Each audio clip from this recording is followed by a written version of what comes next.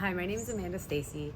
I'm excited to welcome you to my channel where I'm going to be telling you a little bit about my story, how I was diagnosed with a couple different autoimmune conditions, and hopefully we can connect, create a community, and go on this journey together. So I was actually first diagnosed with my first autoimmune condition when I was 8 years old. It was At the time, it was actually hyperthyroidism. I went to this doctor. She was really great. I was terrified. I was only 8. I didn't even know what was going on. And she managed to.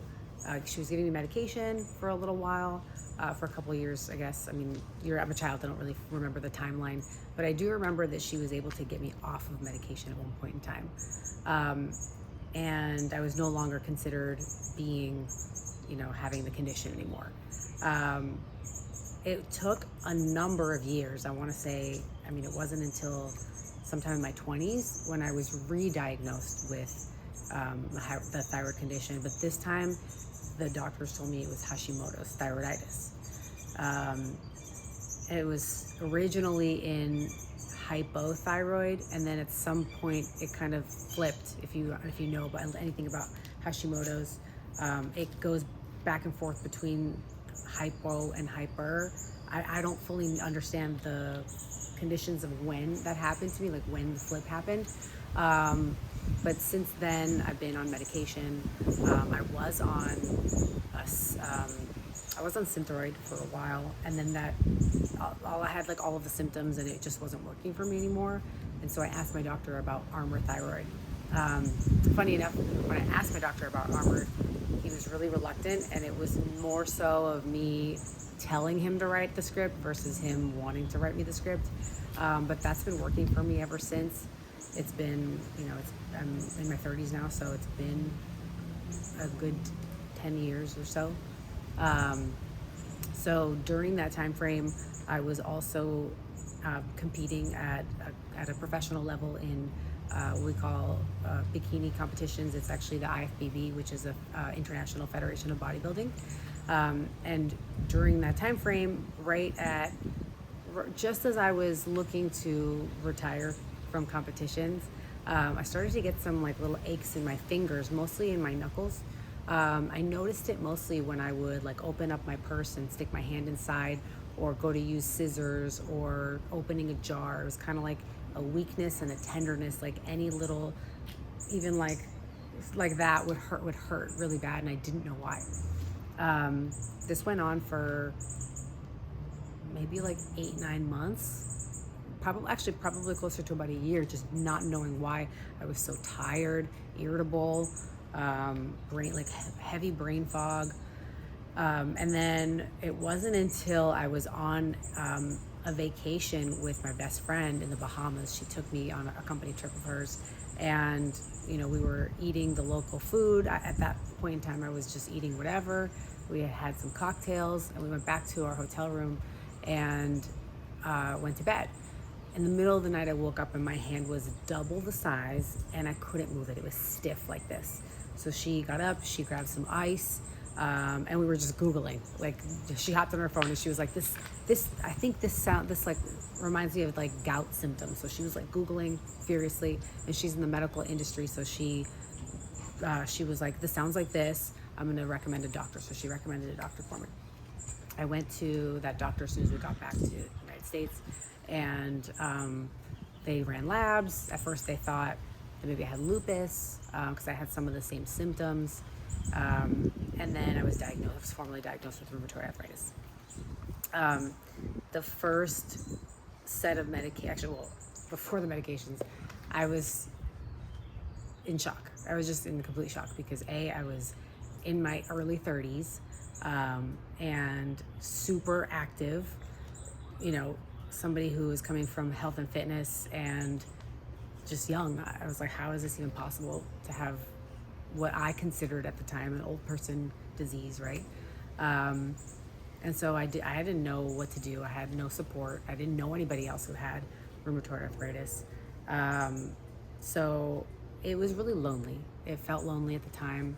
It felt like I needed to rely on my husband for support, like for like a lot of support, like more than, your average marriage, I guess, right?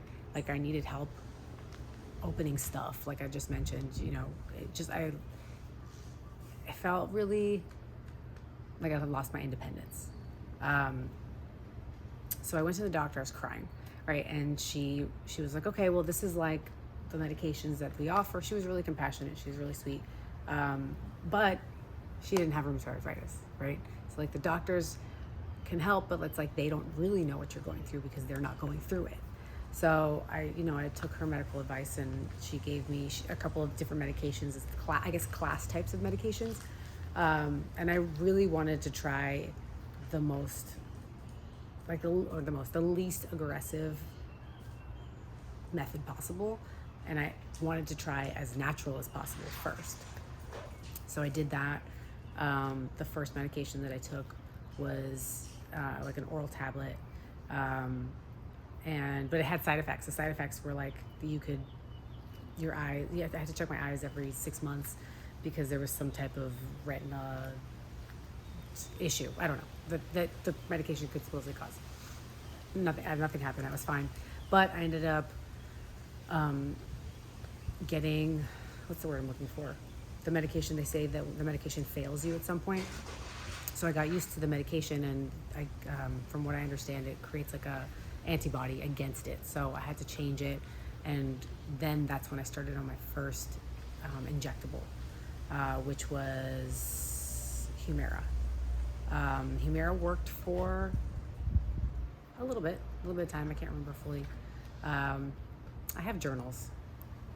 I can bust out some journals and stuff, but I'm not going to try to remember that time frame right now.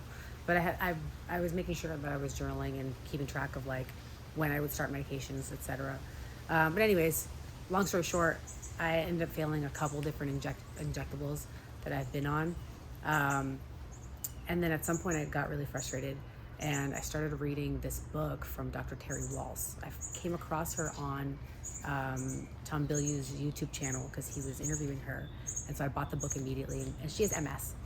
But a lot of what she was talking about really resonated, and it sounded like it was similar in some ways. So I bought the book and I started on the protocol like immediately, which is mostly a change in diet, elimination diet, and a lot of journaling.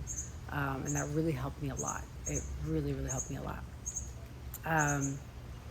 And so I'm so grateful that I took that path of going down the nutrition and all of that, because I could tell the difference from where I was and where I am now, incorporating that. And even to this day, I incorporate a lot of what I learned in that book. And even now, I'm starting to find out that there's other people.